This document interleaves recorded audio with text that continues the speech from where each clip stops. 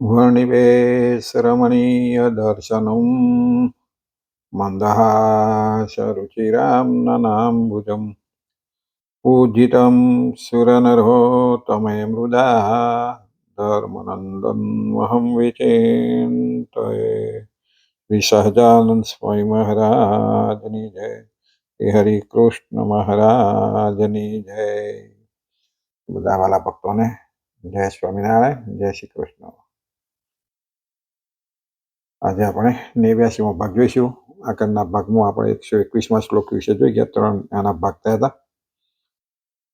ટૂંકમાં આપણે યાદ કરાય તો એ શ્લોકમાં એમ કહ્યું કે અમારો જે મત છે વિશિષ્ટાદ્વૈત છે, અને અમને જે પ્રિય એવું જે ધામ એ ગોલોક છે, અને એ ધામની વિશે ભ્રમરૂપે કરીને જે ભગવાનની સેવા કરવી એને અમે મુક્તિ માની છે, એવું આપણે વિસ્તારથી એમાં સમજી ગયા હતા। આજે આપણે 122મો શ્લોક લઈએ।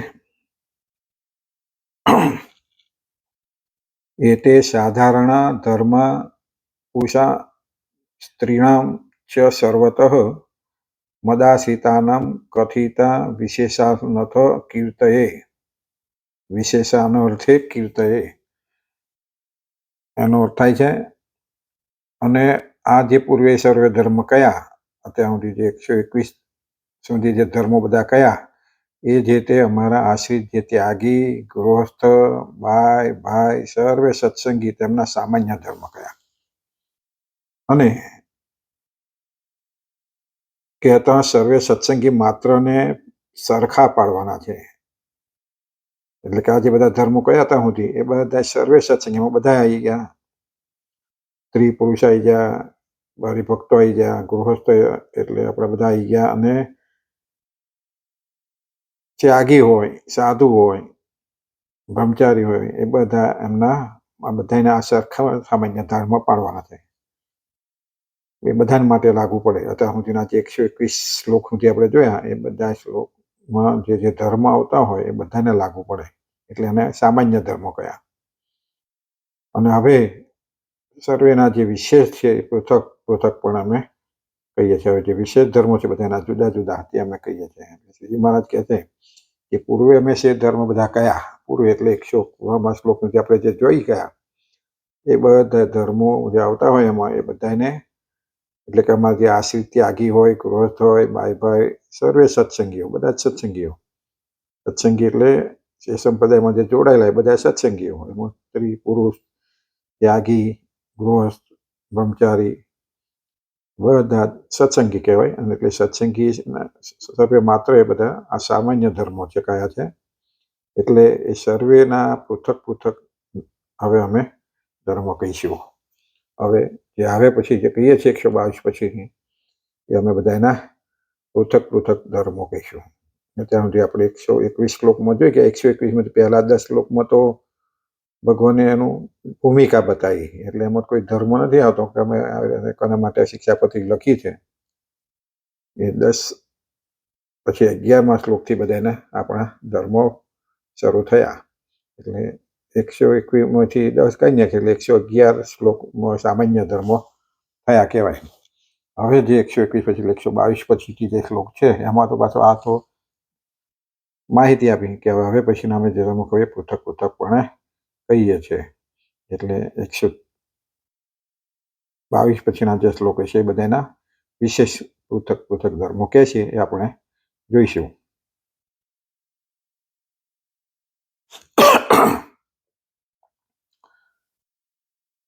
હવે સતાનંદ સ્વામી આ શ્લોકની વ્યાખ્યા કરતા જણાવે છે કે શ્રીજી મહારાજે સમગ્ર ધર્મશાસ્ત્રો રૂપી સમુદ્રનું દોહન કરી તમામ સત્સંગીઓના સામાન્ય ધર્મો 121મા શ્લોક પર્યંત પ્રતિપાદન કર્યા। ભગવાન કહે છે, સતાનંદ સ્વામી કહે છે કે બધા શાસ્ત્રોનું દોહન કરીને સમુદ્ર આખું વલોવીને દોહન કર્યું, અને એ બધામાંથી ક્ષાર, જેમ દોહન એટલે આપણે દહીં વલોવીને પછી ઘી કાઢીએ એમ એવો સાર કાઢ્યો, એ સાર આપણને આપ્યો, અને તમામ સત્સંગીઓના સામાન્ય ધર્મો 121મા શ્લોક સુધી કયા કે છે એમાં બધે શ્લોકમાં ત્યાં સુધી પ્રતિપાદન કર્યા। જે ધર્મો ગૃહસ્થ, બાય, ભાઈ, ત્યાગી, બ્રહ્મચારી સર્વે સત્સંગીઓના સરખા પાડવાના હોય તેને સામાન્ય ધર્મો કહેવાય. અને આ બધાના માટે સરખા પાડવાના છે, કોઈ ઓછો વધતો નહીં.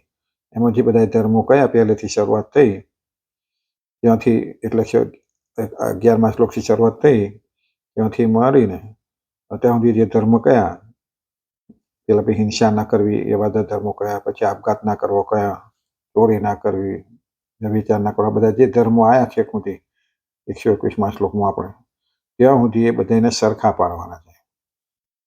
અને 121મો આપણે શ્લોક જો એમાં ભગવાને શું કહ્યું કે અમને અમારો મત વિશિષ્ટાદ્વૈત છે ને અમારો ધામા છે ને એમાં ભક્તિ કરવી એ સામાન્ય છે ને, એ તો બધાને માટે છે.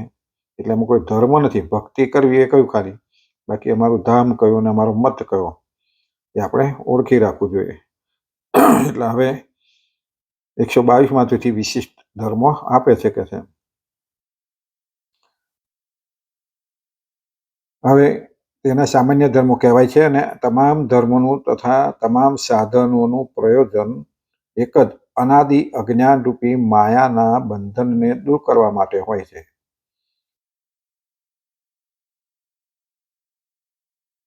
તમામ ધર્મોનું તથા તમામ સાધનોનું પ્રયોજન શું છે? તો અનાદિ અજ્ઞાન રૂપી જે માયા છે, બંધન છે, બંધનને દૂર કરવા માટે હોય છે. આચાર્યો હોય, ગૃહસ્થો હોય કે ત્યાગીઓ હોય, અને સર્વેને અનાદિ અજ્ઞાન રૂપી માયાનું બંધન વળગેલું છે. દરેકને અજ્ઞાન રૂપી માયાનું બંધન હોય. એમાં કે આચાર્ય હોય, સાધુ હોય, ત્યાગી હોય, ગૃહી હોય, ગમે તે પંડિત હોય, પણ આ જગતમાં એ બધાને માયાનું બંધન, અજ્ઞાન રૂપી માયાનું બંધન લાગી જાય છે. આ જગત જ એવું છે ને, જગત જ અજ્ઞાન રૂપી એક છે અને ખોટું છે અને માયા રૂપી છે. એ કાયમ સાચું રહેતું નથી, એ સનાતન નથી. એટલે એ બધાને બંધન દૂર કરવા, એ બંધન લાગે વળગેલું હોય અને એ અનાદિ અજ્ઞાન રૂપી માયાના બંધનને તોડ્યા વિના મોક્ષ પદની પ્રાપ્તિ થતી નથી. અનાદિ બંધન જે છે, આ જે માયા છે, મારું તારું હોય, દરેકને હોય.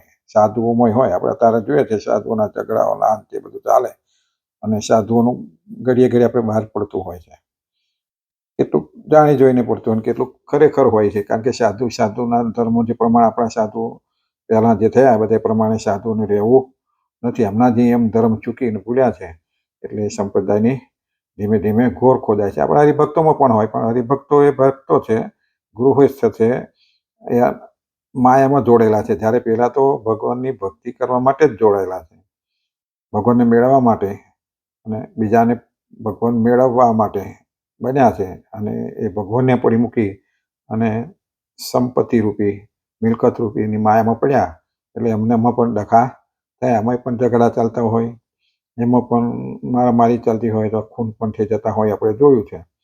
તો આ બધાનામાં અજ્ઞાન રૂપી બંધન રહેલું છે. આચાર્ય હોય તો એમનામાં પણ આવે, જો બરાબર ધર્મ નિયમ પ્રમાણે ન વર્તાય તો એ પણ એને માયા બંધન કરી જાય, જ્ઞાનતા પેસી જાય અને બંધન થઈ જાય. એટલા માટે આ ધર્મો છે કે ધર્મો પ્રમાણે જો ચાલે, નિયમ પ્રમાણે ચાલે તો કશું નડે નહીં.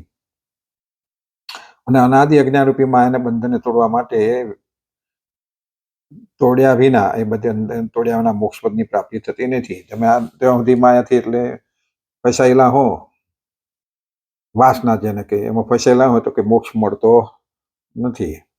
અને ભગવાનની ભક્તિ વિના અનાદિ અજ્ઞાન રૂપી માયાનું બંધન ક્યારેય પણ તૂટતું નથી. ભગવાનની ભક્તિ વિના અનાદિ જે અજ્ઞાન રૂપી માયાનું બંધન છે તૂટતું નથી. એટલે ભક્તિ વગર અજ્ઞાનતા દૂર થતી નથી, એ બંધન છૂટતું નથી. અને ભગવાનની ભક્તિ પણ ધર્મ વિના પુષ્ટિને પામતી નથી. અને ભગવાનની ભક્તિ કરે, પણ ભગવાને કહ્યું ને ભક્તિ કેવી, તો ધર્મે સહિત ભક્તિ. ધર્મ વગરની ભક્તિ કઈ કામ કરતી નથી અને પુષ્ટિ થતી નથી. એટલે ધર્મ વિના એની પુષ્ટિ થાય નહીં.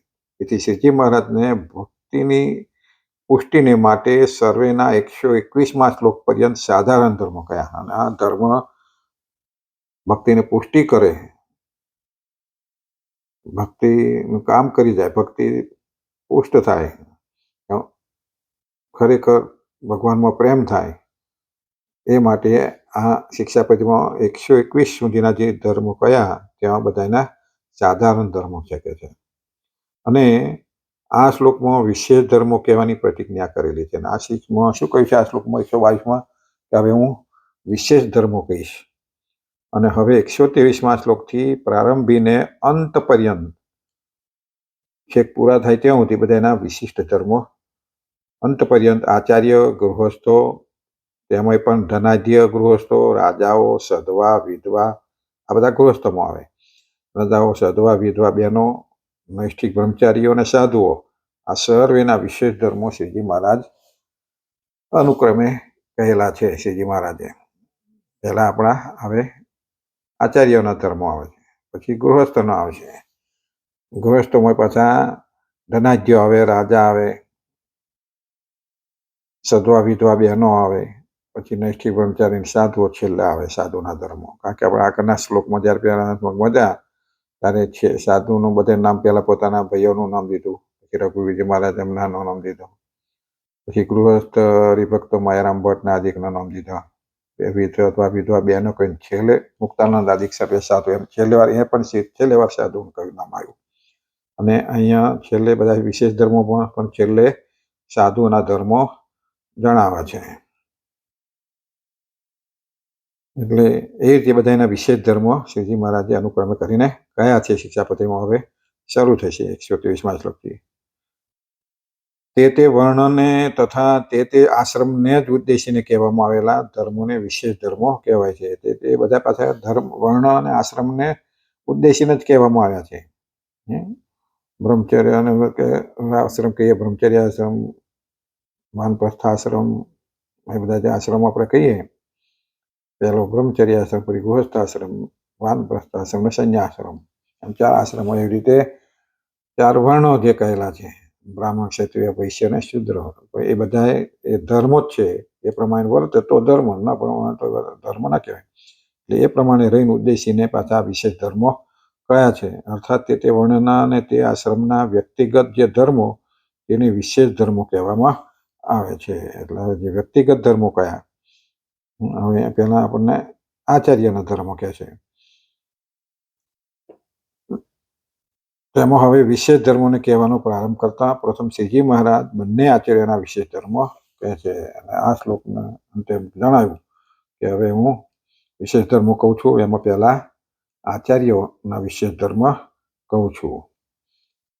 એટલે 123માં શ્લોકથી આચાર્ય ધર્મ થાય છે. એટલે આપણે 123માં પણ લઈ લઈએ જોડે જોડે. મદ જ્યેષ્ઠા વ્રજ ભ્રાતૃ સુતાભ્યામ તો કદાચન સ્વાસન્ના સંબંધહીના નોપદેશ્યા હિ યોષિત. એનો અર્થ થાય છે કે પ્રથમ હું આચાર્યના વિશેષ ધર્મો કહું છું અને એમની પત્નીઓના વિશેષ ધર્મો છું. એટલે કહે છે કે અમારા મોટા ભાઈ અને નાના ભાઈ, એમના પુત્ર જે અયોધ્યા પ્રસાદ અને રઘુવીર, તેમણે પોતાના સમીપ સંબંધ વિનાની જે બીજી સ્ત્રીઓ, તેમને મંત્ર ઉપદેશ ક્યારેય ન કરવો. ભગવાન કહે છે મારા મોટા ભાઈ અને નાના ભાઈ. મોટા ભાઈ કોણ હતું અને નાના ભાઈ? રામ પ્રતાપભાઈ મોટા ભાઈ હતા અને ઈચ્છારામજી નામના ભાઈ હતા. તો બંનેના પુત્રો આપણે જાણીએ છીએ કે દત્તક તરીકે લઈને ગાદી ઉપર બેસાડ્યા, આચાર્ય બનાવ્યા. મોટા ભાઈના પુત્ર હતા અયોધ્યા પ્રસાદ. રામ પ્રતાપભાઈના પુત્રનું નામ અયોધ્યા પ્રસાદથી મહારાજ હતું. હતા 5 પુત્રો, બધા 5 પુત્રો હતા. પણ એમાંથી જે યોગ્ય હતા એ બેના એક એક પુત્રને ભગવાને દત્તક લીધા. દત્તક વિધાન અનુસાર કરી અને પોતાના પુત્રો બનાવ્યા, પછી ગાદી ઉપર બેસાડ્યા.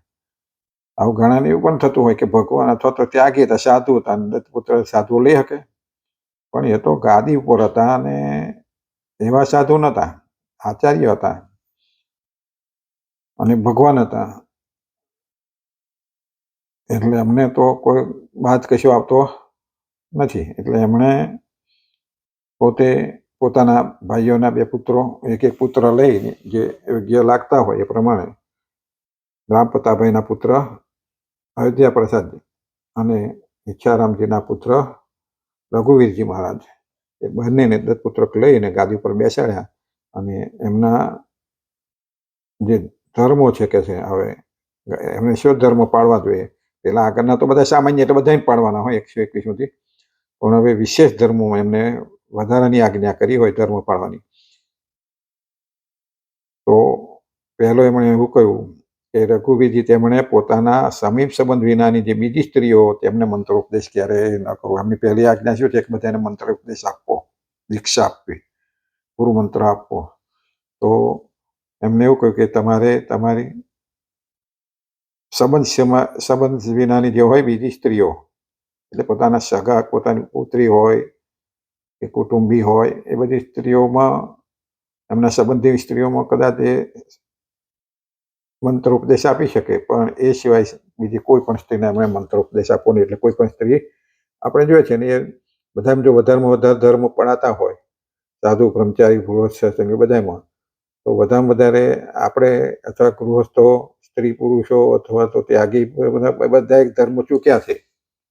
પણ આચાર્ય મતામધીના આચાર્ય ખાસ કરીને પોતાના ધર્મો ભૂલ્યા નથી અને જે કહેતા એ પ્રમાણે જ પાળે છે એવું કહીએ તો ચાલે. અત્યારનો સાધુ લગભગ નહીં પાડતા એમ કહીએ તો ચાલે.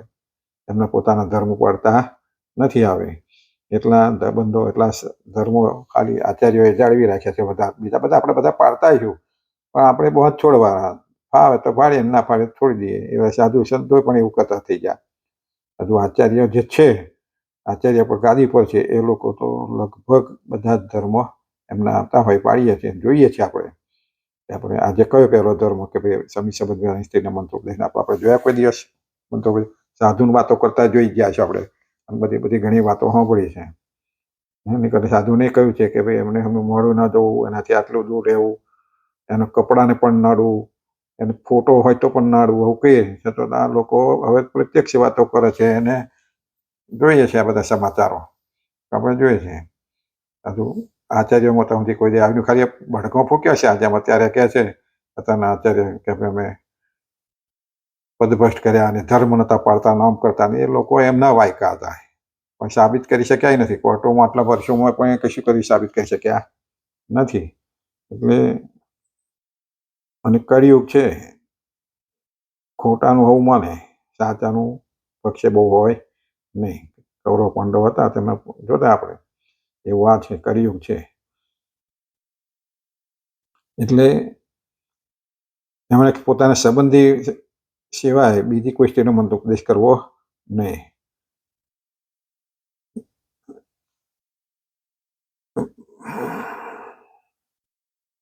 હવે ભાષ્યકાર સતાનંદ સ્વામી આ શ્લોકનું વિસ્તરણ કરતો કહે છે કે આ સંપ્રદાયમાં બંને આચાર્યનું પ્રધાન સ્થાન છે.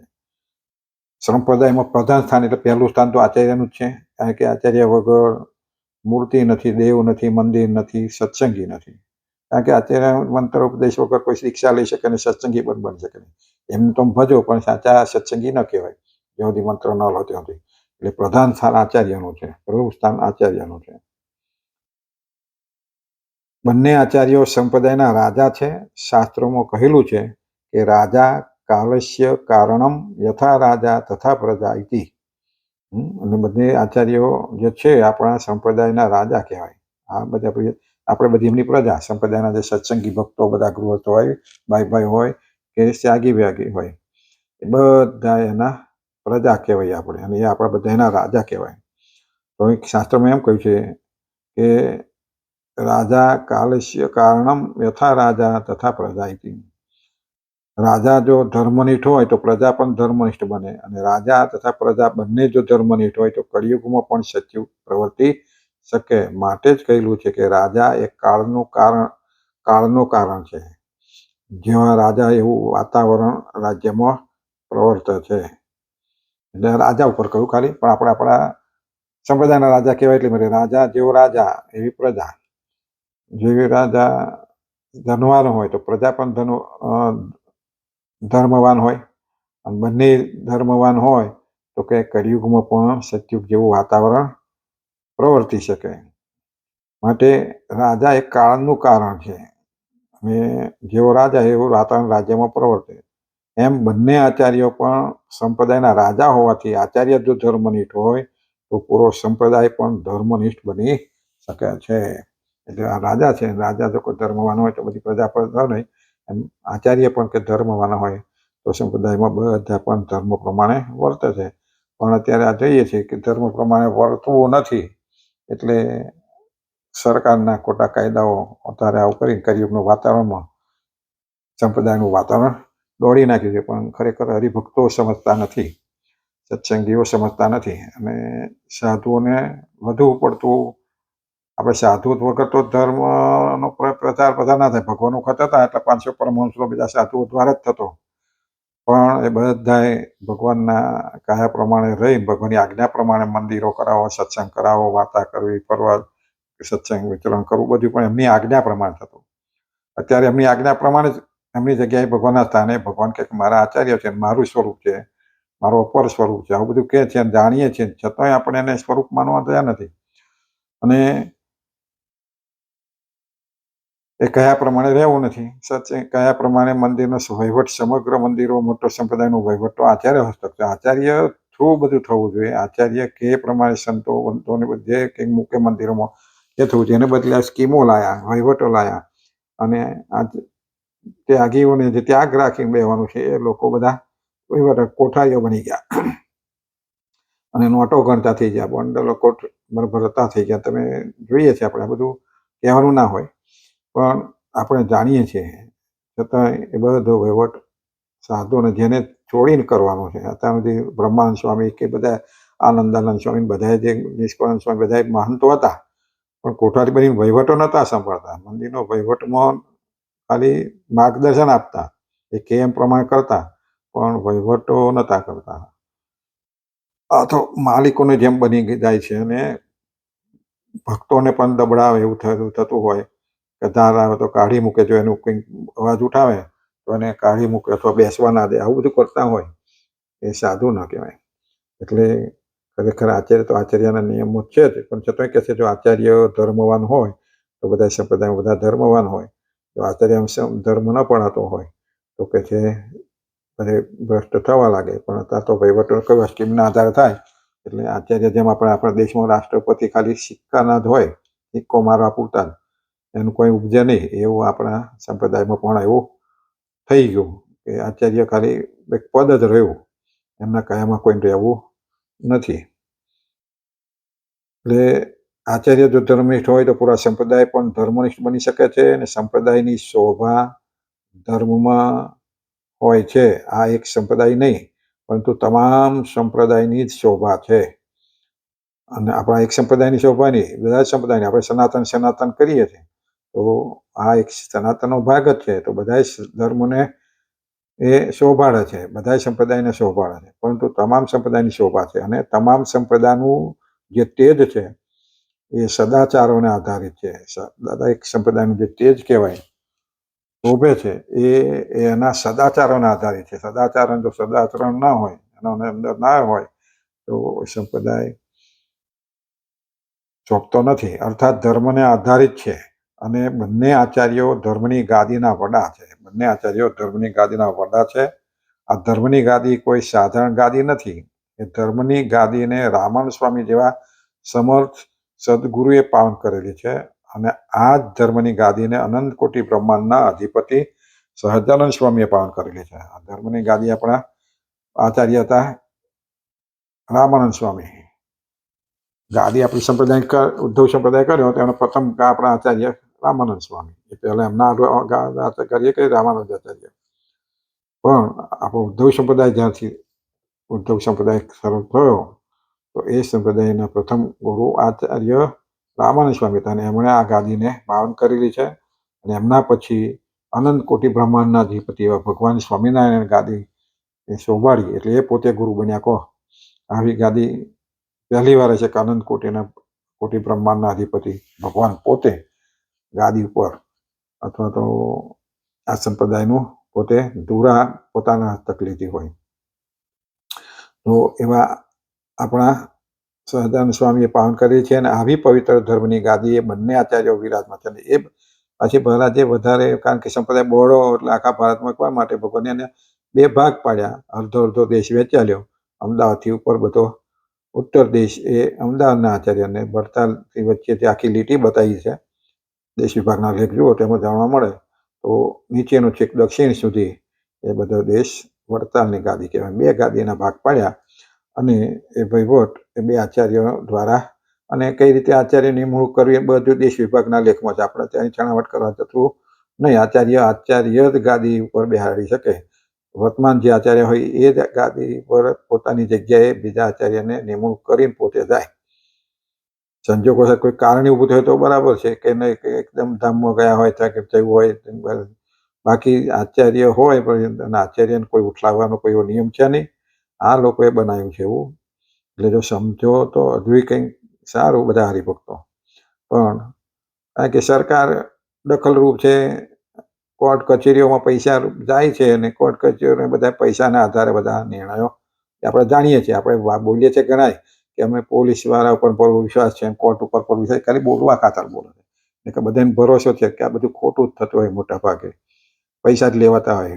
આપણે સમાચારોમાં સાંભળ્યા કે બોલા ભાઈને લોંચ લેતા પકડ્યા, પણ લોંચ લેતા પકડનારા ઝાલનારા એ પણ લોંચ લેતા જ હોય. પણ જે પકડાયો એ ચોર, છેડે ચડ્યો ચોર જેવું કહીએ એવું છે. એટલે બધાય આપણે કઈ દૂધે ધોયેલા નથી હોતા એમ. મોટા ભાગે બધાય પાછા મેલાય નહીં હોતા. કોઈક હોય પણ એનું કોઈ ઉપજતું હોય નહીં આ કળીકાળમાં. એટલે અત્યારે એ દશા છે. તો ખરેખર આચાર્ય જ આચાર્ય નિમણૂક કરીને જઈ શકે. બીજા કોઈ આચાર્ય કોઈ બીજા સંપ્રદાયના આચાર્યમાં દખલ કરી શકે નહીં. એટલે આ વર્તમાન આચાર્ય હજુ અજેન્દ્ર પ્રસાદજી મહારાજ છે ને, એમણે મૂક્યા જ નથી. ભાવિ આચાર્ય એમના દાદા કહીને ગયા છે. એમના આનંદ પ્રસાદજી નરેન્દ્ર પ્રસાદજી મહારાજે પણ ભાવિ આચાર્ય કરીને લાલજી મહારાજનું નામ દઈને ગયા છે. એટલે હવે આ લોકો એવું કહે ભાવિ આચાર્ય કોઈ છે જ નહીં. તારા એમના પાછા ભાવિ આચાર્ય બોલતા હોય તો તારે કઈથી આવે? એટલે એ તો મહારાજથી પોતે બોલીને ગયા હોય એટલે ભાવિ આચાર્ય કહેવાતા હોય. પણ હવે સરકારી અને કોર્ટો કચેરીઓ દખલ થઈ ગઈ એટલે ઝઘડો, જેમાં રામ જન્મભૂમિનો ઝઘડો કેટલા ટાઈમે પૂરો થયો. પણ આટલું આપણે બધા બોલીએ છીએ કે હંમેશા સત્યનો જય. એ ભલે વર્ષો જતો રહે પણ આખરે અને સત્યનો જય રહે. કદાચ અહીંથી જાય ને તો પણ એને ત્યાં આગળ ભગવાનના દરબારમાં એનો જય થવાનો નથી. જે સત્ય હોય ત્યાં અહીં ભલે ગમે અહીં અસત્યનો જય દેખાતો હોય, પણ ભગવાનના દરબારમાં, ભગવાનની કોર્ટમાં એ સત્યનો જ જય રહેશે. ત્યાં જેણે ખોટા કર્યા છે એના અનેક ઘણું કર્મ ભોગવવું પડશે. એ સત્ય વાત છે. તેથી શ્રીજી મહારાજ આચાર્યની પદવીને અધર્મથી રહિત શુદ્ધ બનાવવા માટે કહે છે કે બંને આચાર્યોએ પોતાના સમીપ સંબંધથી રહિત એવી સ્ત્રીઓને શ્રી કૃષ્ણનો મંત્રનો ઉપદેશ કરવો નહીં. એટલા માટે શ્રીજી મહારાજે આ પવિત્ર ગાદીને નાગ ન પહોંચે એટલા માટે એમને પહેલો ઉપદેશ આપ્યો કે તમારે સ્ત્રીઓને બીજી સમી સંબંધ સિવાય કોઈ સ્ત્રીને શ્રી કૃષ્ણનો મંત્રનો ઉપદેશ આપવો નહીં. અને મંત્રનો ઉપદેશ પણ આપવો નહીં કહ્યું એમને. સભામાં બેઠા બરાબર છે, પણ સ્પેશિયલ એને ગુરુ મંત્ર આપે કે એની જોડે વાત કરે એવી રીતે નહીં. એમને જો સ્ત્રીઓ જોવાની છે, સંતોની જેમ સ્ત્રીઓ જોવાની ના નથી પાડી, વાતો કરવાની ના પાડી નથી. વાતો કરી શકે એટલે જૂઠી કઈ પૂછે કહી શકે, પણ સંતોને તો બિલકુલ એમને જોવાની પણ ના પાડી. એને ચિત્રની પતિમાં પણ જોવાની ના પાડી, પછી સાક્ષાત જોવાની ક્યાં જોવાની વાત હોય. એટલે આચાર્યને આ ઉપદેશ આપ્યો કે તમારે મંત્ર ઉપદેશ આપવો નહીં. અને આપણે કોઈનો આપતા સાંભળ્યા નથી, જોયા નથી.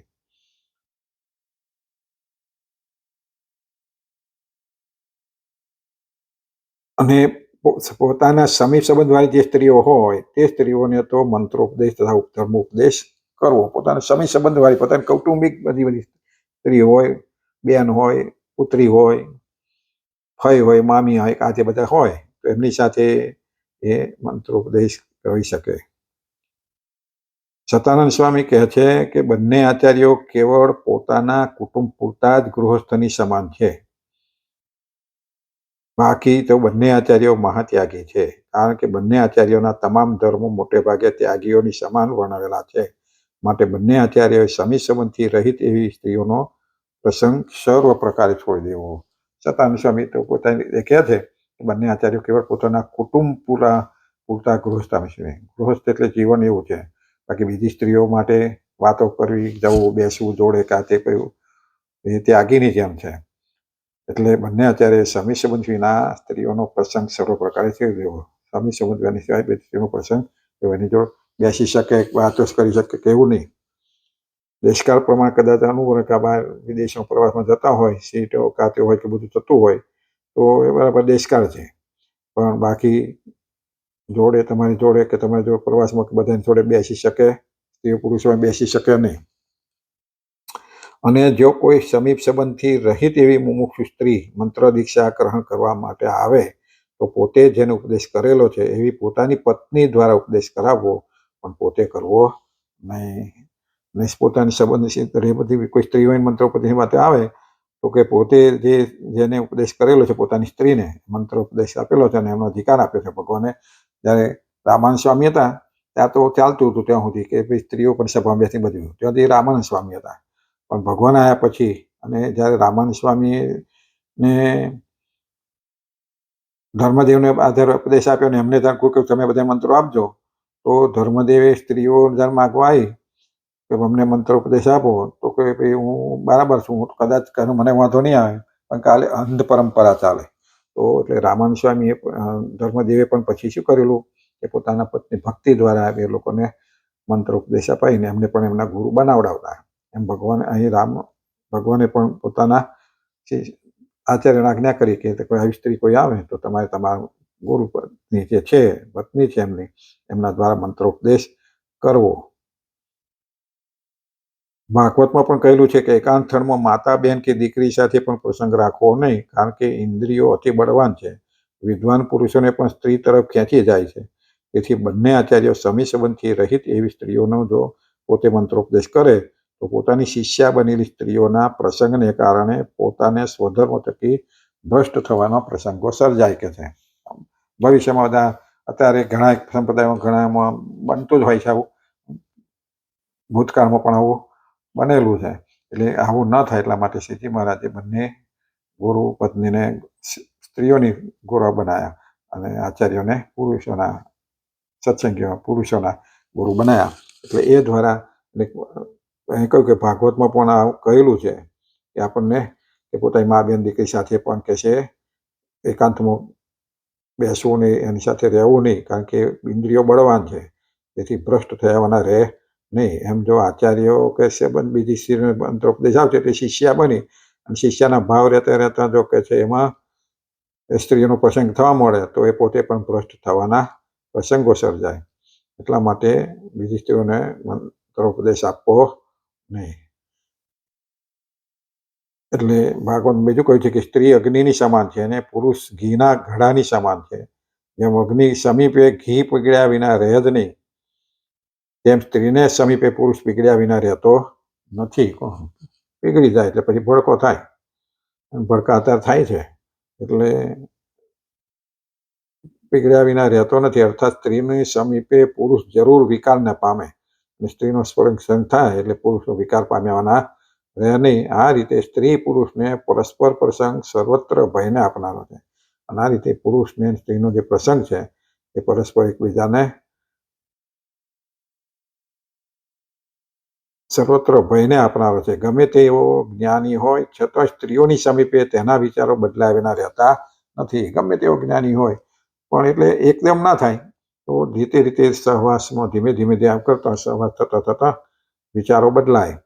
અને માટે બંને આચાર્યોએ ધર્મની ગાદીને અધર્મથી રહિત શુદ્ધ રાખવા માટે દૂર સંબંધવાળી સ્ત્રીઓને મંત્ર દીક્ષા આપીને પોતાની શિષ્યા બનાવી ને એટલે પહેલી આજ્ઞા છે કે અમારે આચાર્યોએ દૂરની સંબંધી જે સ્ત્રીઓ હોય એને મંત્ર દીક્ષા આપવી નહીં. કારણ કે કારણ શું છે, આવા પ્રસંગો ધર્મ ભ્રષ્ટ ન થાય. આપણે ભ્રષ્ટાચાર તો કળિયુગમાં જોઈએ છીએ, રોજ સમાચારો જાત જાતનું બહુ સાંભળીએ છીએ.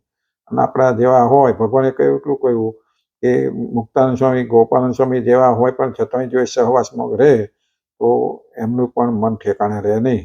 તો સામાન્ય કથી રહી શકે. આપણે વિચારીને એટલે દૂર રહેવું જોઈએ તો એમાંથી બચી શકાય. માટે બંને આચાર્યોએ સાવધાન રહીને કેવળ પુરુષને જ મંત્ર દીક્ષા આપી અને સ્ત્રીઓમાં સમીપ સંબંધવાળી સ્ત્રીઓને જ મંત્ર દીક્ષા આપી. વળી આ મર્યાદા દાદા ધર્મદેવે જ બાંધેલી છે, માટે બંને આચાર્યોએ આ મર્યાદા અવશ્ય પાલન કરવી જ જોઈએ, આવો અભિપ્રાય છે. એટલે આપણા પ્રથમ કહ્યું એમ કે ભાઈ દાદાએ એમને જ્યારે માગી બધી સ્ત્રીઓ કે અમને ગુરુ કરો, તો કે ભાઈ હું કરું, પણ પાછળ અંધ પરંપરા ચાલે અને ભ્રષ્ટ થાય ધર્મથી, એટલા માટે કે હું ગુરુ નહીં બનું, પણ તમારા ગુરુ ભક્તિ માતા છે, એ તમને ઉપદેશ આપશે ને તે પરંપરા એમણે જ બાંધી. એટલે અમારા આચાર્યએ પણ કે આ રીતે અવશ્ય મર્યાદાનું પાલન કરવું જોઈએ, કે પોતાની નજીકની જે સ્ત્રી હોય, સંબંધ સિવાયની જે દૂરની સ્ત્રી હોય એને મંત્ર ઉપદેશ આપવો નહીં. આ શ્લોક 123મો પહેલો પૂરો થયો આચાર્યના ધર્મમાં. ફરીથી આપણે બીજા ભાગમાં લઈશું. બધા ભક્તોને જય સ્વામિનારાયણ.